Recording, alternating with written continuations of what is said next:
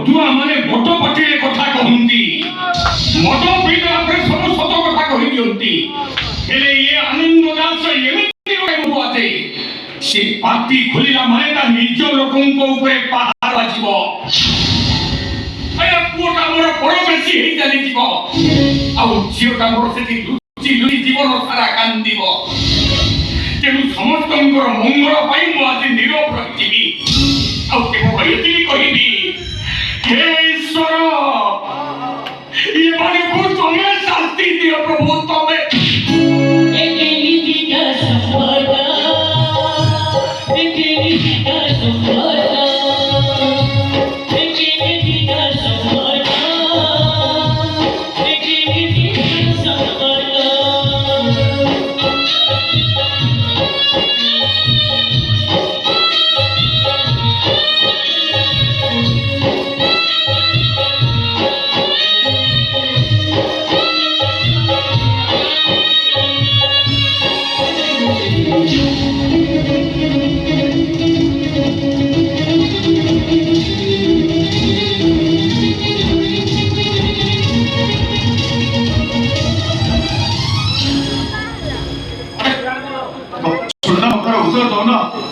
Relation को के and कर करे केवल मो भाउज को भाई तम पे मो भाउज एते कष्ट पाउचंदी तम ए सब काहे की फोन कर दो ना साई देखो गीता मु तुम सब কথা কইছা छी आ से बताओ भाई तमे मत अवॉइड करो।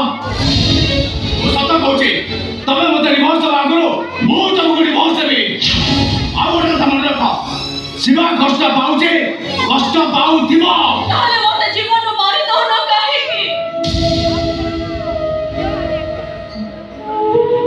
भाउज तमे की पचारिबास आसी जे अंकिता मो आखिरे लुह दे तम स्वामी के कोसे पाउचंती। तमे जान छ अंकिता ए दी जणक भीतर ना गोटे अघोषित चुक्ति हेची। मते मारा मारी हयरान कले तम स्वामी ताको मासक मास टंका दउचंती। या करे निर्देश वाल्मीकि मते बिचारे भलो पाई बाहर मछी भट्टा को रख करे देचंती। ए देखो अंकिता प्रति मुहूर्त से मते मारा मारी मो देहरे केमिति दाग बसै देचंती। ए देखो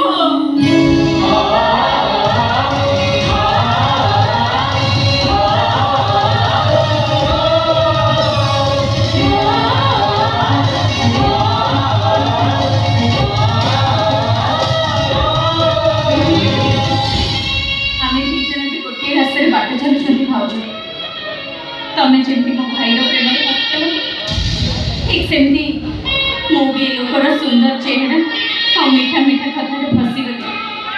मु जानी आग को कौन हम किंतु एबेठो यांको सहित मोर कौन संपर्क नहीं। गोटे दिन कथा नई पारुवा अंकिता आज 8 दिन हम मो सहित धुकोल पकई देछि। शिवार अभिशाप मरणेश्वर जाई जाउछे। हेले मोची ड्राइवर जे पर्यंत तम बाप बाबा दूरे न जाइछन्ते जे पर्यंत तमे कांदिबो तमे एते आउ कांदिबी कांदी कांदी आखिर लुह सुखी गलाने। गोटे अंधार घर भीतर मते बहुत करी रखुछन्ती। दिन को पटके रुटी आउ टिके डाले खाइबा को दउछन्ती।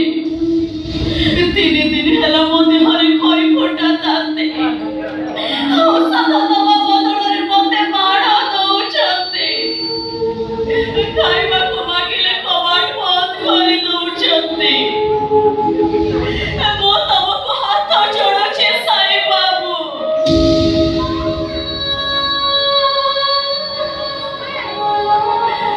दया करे तमे मते बचे दियो मते।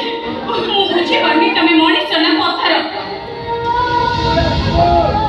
हम भाउचर दुख सुनिबा परे भी तम छाती भीतरटा थरी उठली केनेकी ओ छाती भीतरटा सेदिन थरी उठला। चंद्रमा मामा खबर बहुत करे कांदुथिला। ओ छाती भीतरटा सेदिन थरी उठला चौदिन मो सांका बडे मो बाबा के विषय कहिथिले। अरे सहीबार गोटे सीमा थाए ए सीमा को अतिक्रमण करे मनुष्य भूल करे को बाध्य हुए। कहिदब तम मां को खेल से आरंभ करछते आउ चेष्टा करिबे मो साई